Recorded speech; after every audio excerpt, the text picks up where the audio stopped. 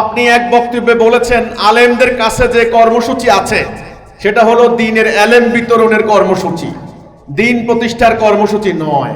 এই বিষয়টি একটু বিস্তারিত ব্যাখ্যা করবেন কি?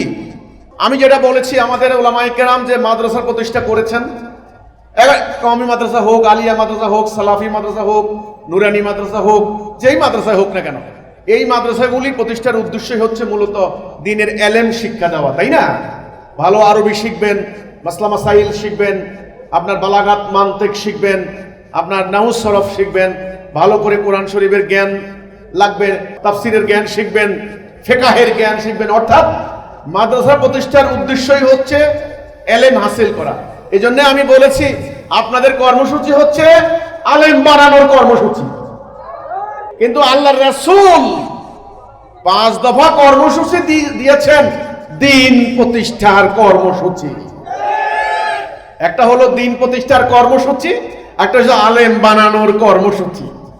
তো দ্বীন প্রতিষ্ঠা করতে হলে তাকে ঐক্যবদ্ধ হতে হবে, জানমাল দিতে হবে, নেতার আদেশ মানতে হবে, যুদ্ধবিদ্যা শিখতে হবে, রণাঙ্গনে লড়াই করতে হবে, তাকে মুজাহিদ হতে হবে, তাকে সৈনিক হতে হবে।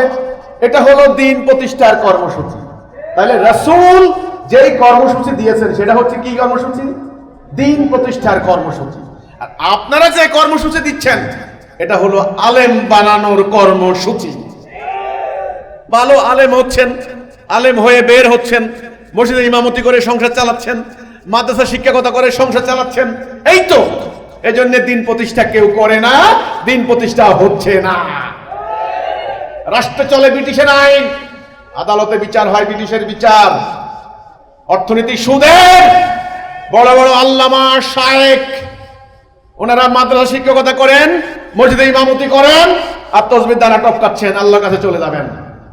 এই জন্য আমি বলেছি আলেমদের কর্মসূচি হচ্ছে এলেম অর্জন করার কর্মসূচি, কিন্তু রাসূলুল্লাহর কর্মসূচি ছিল দ্বীন কায়েম করার কর্মসূচি।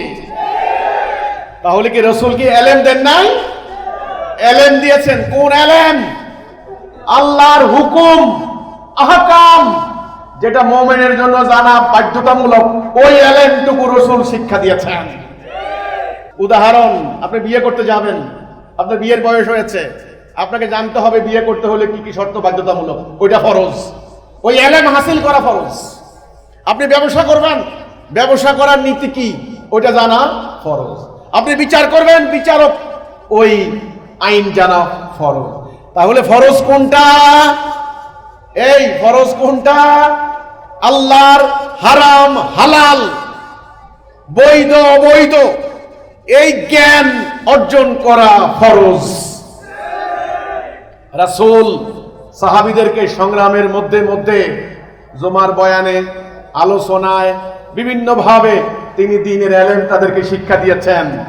রাসূল আলাদা প্রতিষ্ঠান বসিয়ে বছরকে বছর সিলেবাস বানিয়ে পাগড়ি দিয়ে এলেমের শিক্ষা দেন নাই। রাসূলের সাহাবীরা রণাঙ্গনে ছুটে গিয়েছেন দ্বীন প্রতিষ্ঠা করার জন্য। দ্বীন প্রতিষ্ঠা করে ন্যায় বিচার কায়েম করেছেন, আল্লাহর হুকুমত কায়েম করেছেন। এটা হলো মূল কর্মসূচি। আমি যেটা বলতে চেয়েছি, অনেকে আবার ভুল ব্যাখ্যা দিতে পারে। আমাদের উলামায়ে কেরাম এই কর্মসূচি জাতির সামনে দিতে পারেন নাই।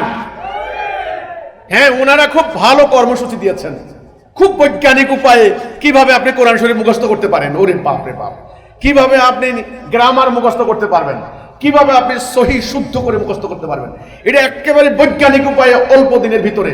এটা কর্মসূচি, কিন্তু দ্বীন প্রতিষ্ঠার কোনো কর্মসূচি নাই। আশা করি পরিষ্কার হলো। এটা একমাত্র দিয়েছে কে? হিজবুত তাওহীদ। আলহামদুলিল্লাহ, আলহামদুলিল্লাহ, হিজবুত তাওহীদ দ্বীন প্রতিষ্ঠার কর্মসূচি দিয়েছে।